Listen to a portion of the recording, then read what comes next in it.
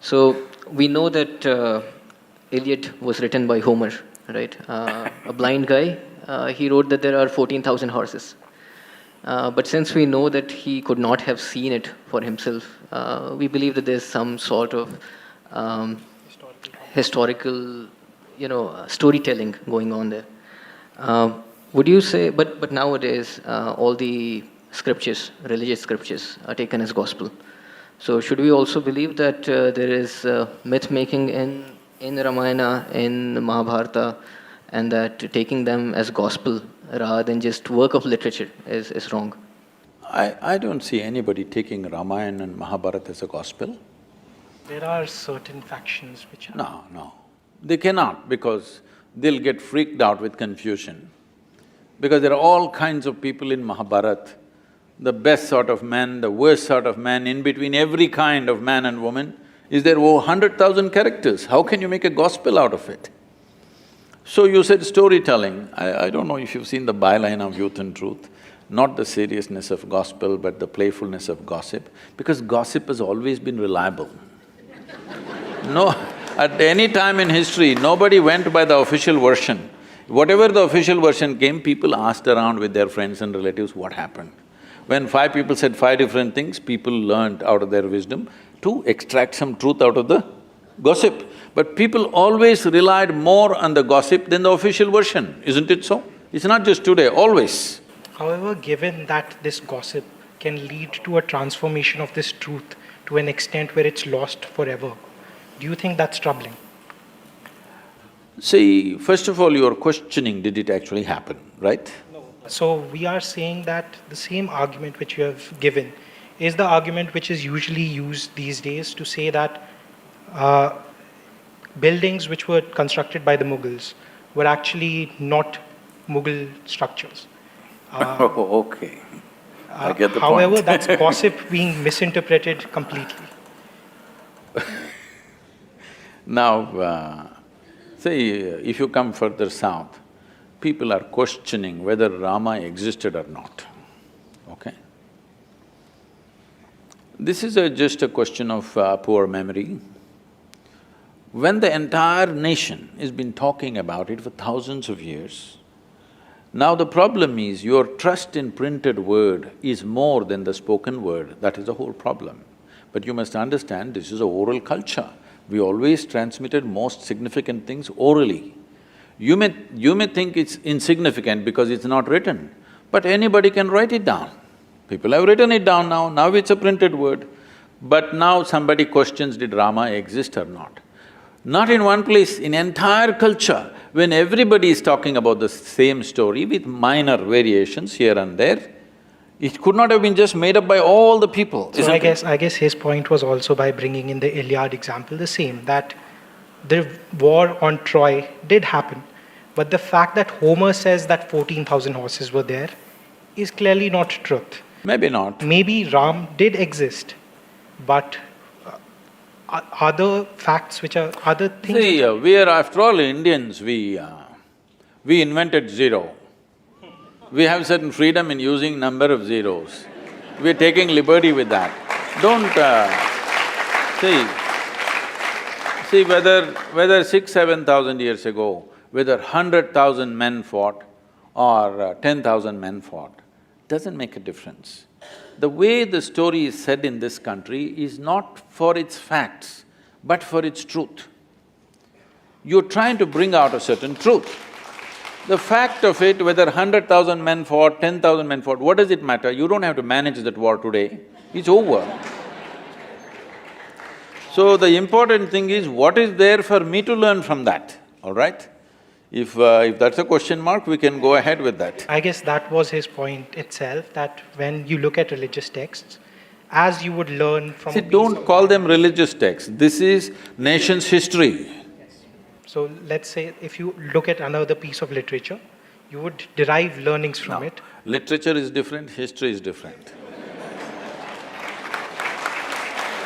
Literature can be fiction. History is written in a dialectical way so that it's always relevant for you. I'm saying 6,000 years ago, whether a man existed or not, what's my problem? unless he has something to contribute to my life today, isn't it? However, if history has been written and the facts of the history are not clear, then how See, this is what I'm saying. The fact is like this. Suppose 6,000 years ago, Rama had a wife whose name was not Sita. What's my problem? we are not questioning whether the name was… Not only the name, I'm saying, okay, he was not… his father's name was not that, it was something else. He was somebody else. What does it matter We to are me? even questioning the sequence of events over here. You can. How they… See, sequence of events also you can question, but what I'm asking is, a 6,000-year-old drama, if it got little mixed up, it is not your problem. The problem is just this, is there something for us to get from that? That's all the thing is. Now, why we are worshipping Rama in this country is, he's not a super success. He's a serial disaster, if you look at it. Yes. Even today he's having real estate issues, that's why you brought this up.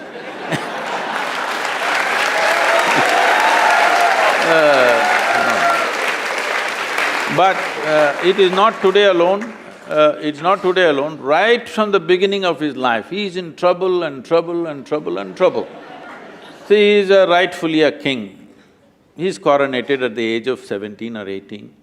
He marries a princess, and within 1 or 2 years, he's sent to the forest.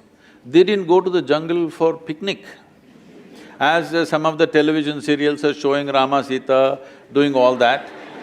No, it is like, throwing him out of the kingdom from his power and everything. That itself would have shattered a man, but he settled down there. But Rama is also an insecure person who, when Sita came back to him, first she sat through fire. We will come there, don't First jump. she sat… First, let's kidnap her, no. See, now you're changing the see, now you're changing the sequence of things. First, let's kidnap her, all right?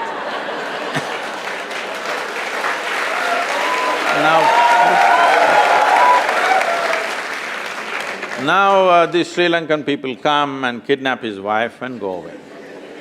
After all, he is a king. If somebody steals his wife and takes her away some 3,000 kilometers down south, there's no GPS to even find out where is Sri Lanka, all right? At a time like that, being a king, he could have found a local solution. There would be any number of women to marry the men, he's a king. But he goes in search of her, not with a big army, just him and his brother, like ordinary people. If a man has to walk 3,000 kilometers down south, not knowing where she is, whether she is alive or dead or what's happened, then she must mean so much to him, yes or no? Otherwise, why would a man walk that distance?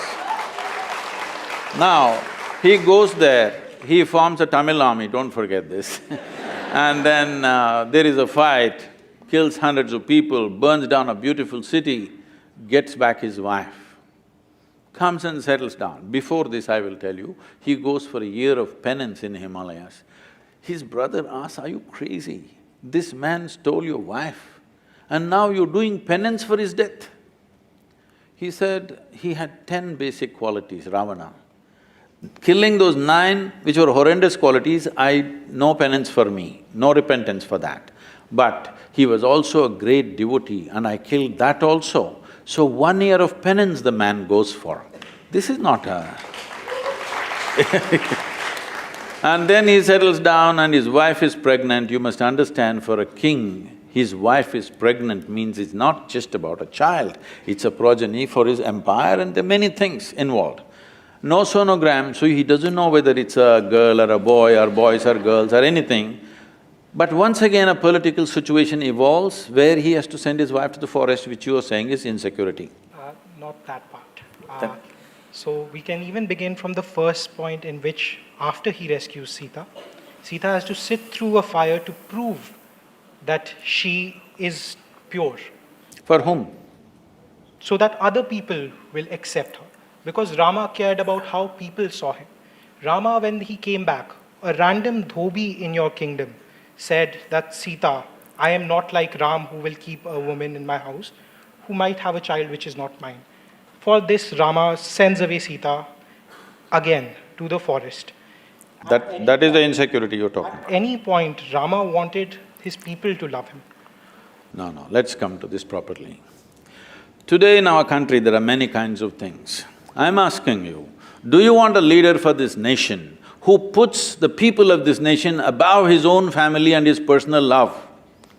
I'm asking you. Or do you want a Dhritarashtra, at any cost my son? You want a man who puts the citizens of this country above his family.